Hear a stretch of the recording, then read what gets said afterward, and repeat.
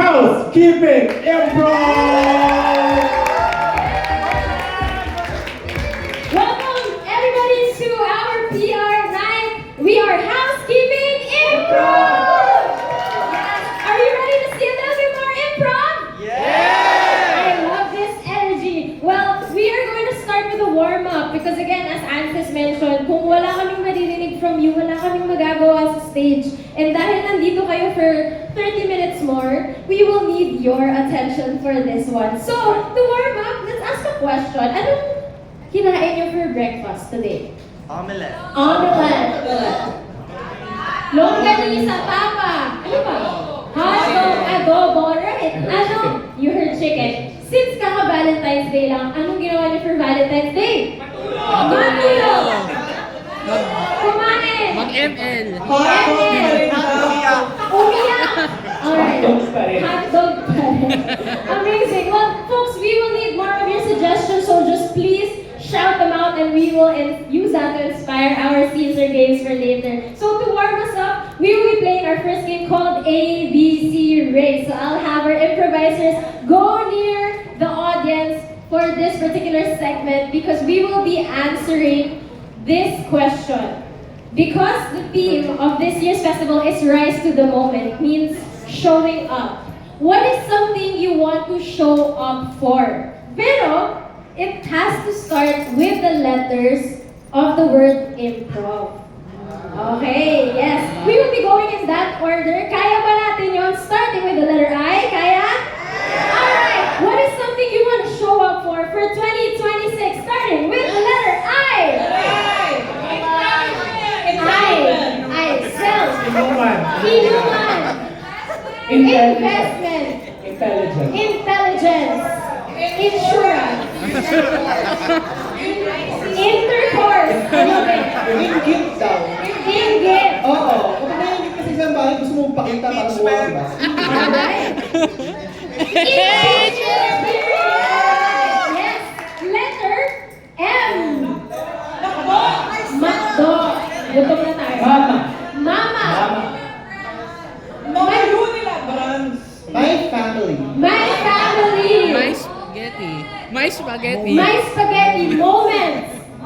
Mother and Manila Improv Festival. Lovely. Yeah. Letter P. Pilipinas. Papa. Fiesta. With a heartbeat. People. People. Family. Pag-ibig. Festival with a P. Letter R. Romansa. Riot. Rumakit. Rambutan. Relationship. Breast. Ramos Presidio. Alright. Letter O.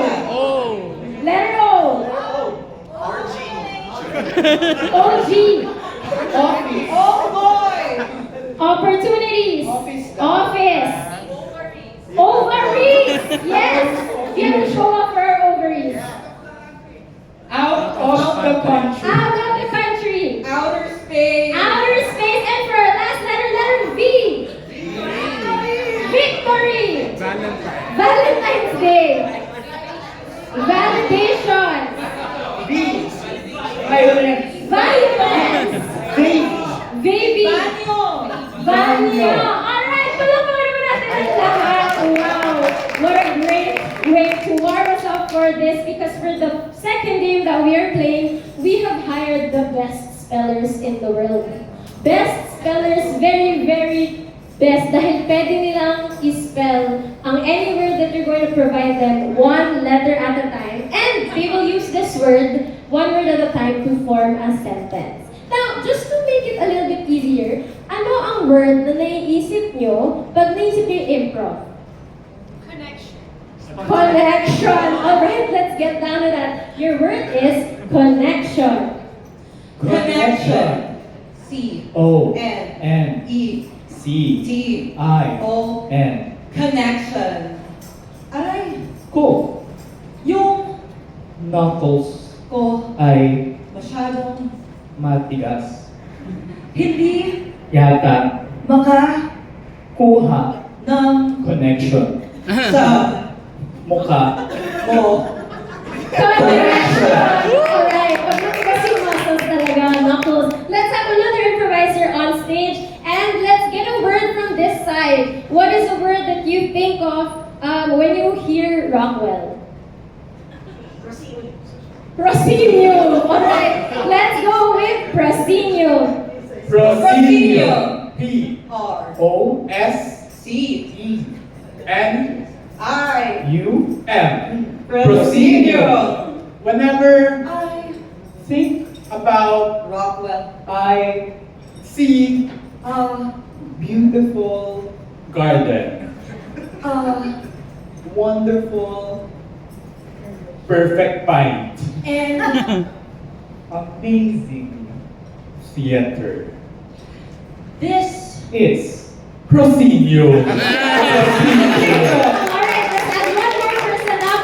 Let's give him a word that you learned naman in your college days. Sorry? Prerequisite. Prerequisite. Alright, let's give it up for prerequisite. Prerequisite. P. R. E. Dash. R. E. Q. I. U. E. S. I. T. E. Prerequisite.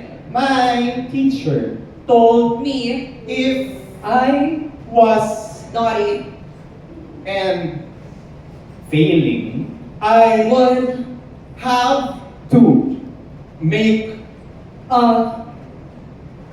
door as a Way. to pass the prerequisite. Prerequisite. Yan. Sabi nga sa improv, be confident with your choices. So, for this last round, we will need a volunteer from the audience. Okay? So, on the count of 3, kung sino man ang tatayo or sino man ang gusto pumunta sa stage, please do. Let's go! Okay, dalawang volunteer. Okay. There you go. So now we will need a very, very difficult word na pag ginamit nyo sa mga friends nyo, parang, ay, taray, ganon. What's a word? What's a difficult word? Amalgamation. Amalgamation. Alright, let's use amalgamation. Amalgamation. A. M. A. L. G. A. M. A. T. I. O. N. Amalgamation. Flowers bloom. And there are So. many amalgamation. Amalgamation. Alright, let's give it up for Yes, there you go. Thank you so much.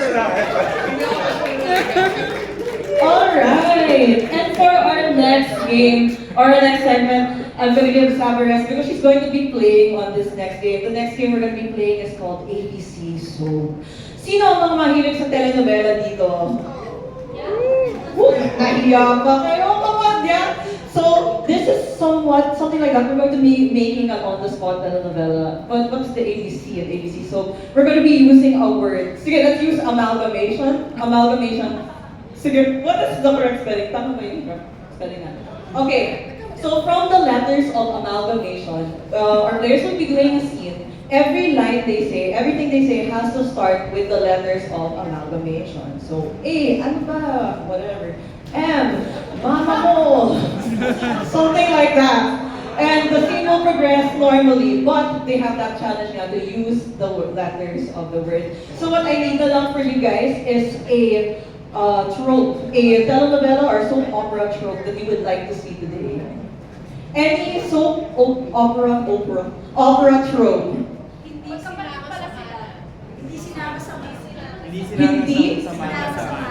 Hindi sinama sa mana. Cut off of the inheritance. Okay, yeah. The internationality. Yes. Alright, so we're going to be having Sam, JC, and answers for this game. This is ABC soap with amalgamation and hindi sinama sa mana.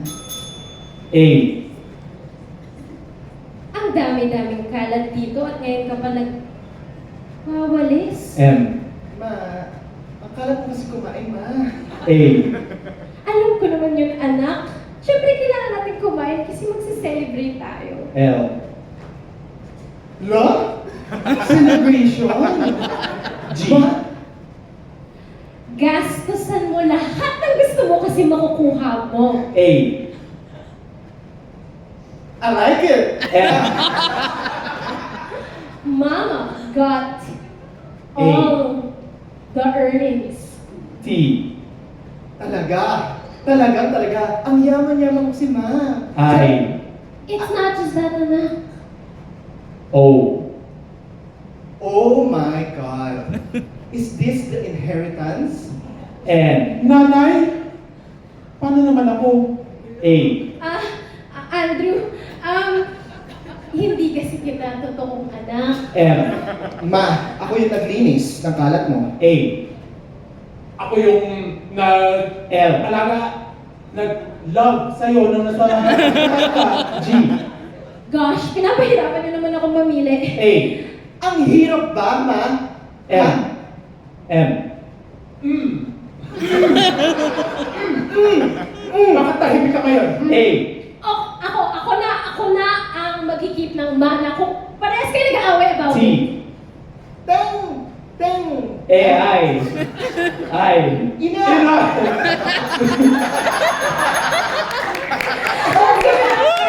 And JC also for ABC. So now for our last game, we're gonna hit you with some beats. We're going to be playing a game called Bestie Rap. And for that to work, we will need one-syllabic names of your best friends, like Anne. Yeah, so can we get some names from the audience because we will be rapping with these names for this last one. I heard Vaughn. Albert. One syllable.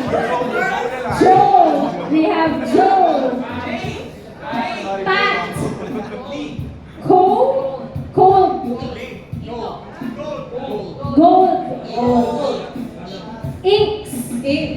Paul. All right, folks. We have those names already. So this is going to be a 2v2. We're gonna have Den, Ansis, Sav on the side. Oh, wait. Wala kayo. Sorry. We're Ben, Ansis, and Charles and JC. I'm on with the AUGN. Yes. So the names will be used as rhyming couplets for the other partner to guess a loyo rhyming word. Okay. When you're ready, let's crank up the beat. And let's have Ansis start us off with Vaughn.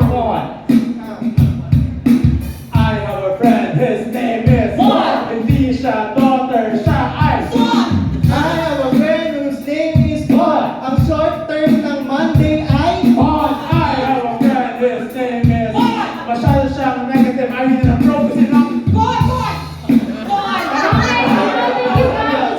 We're gonna go with the second name, but I need you to yell it with us. Keep the beat. We're gonna go with Joe. Let's go, JC.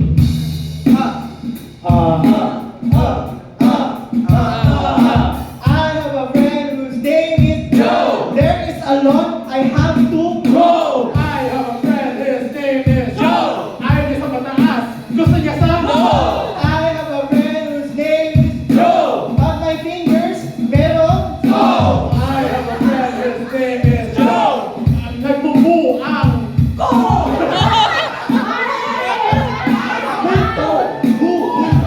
We're gonna go with our last name is going to be Pat. Our last name is going to be Pat. Then we'll start. Let's hit the beat. I have a friend whose name is Pat. Ayaw niya ng dog, gusto lang niya cat. I have a friend whose name is Pat. Mahilig siya magpinati sa yoga. I have a friend whose name is Pat. Ang galing niya magsalita, walang pinat. I have a friend whose name is Pat. Pag sa team, ang animal ay Pat. I have a friend whose name is Pat. Kung umiinom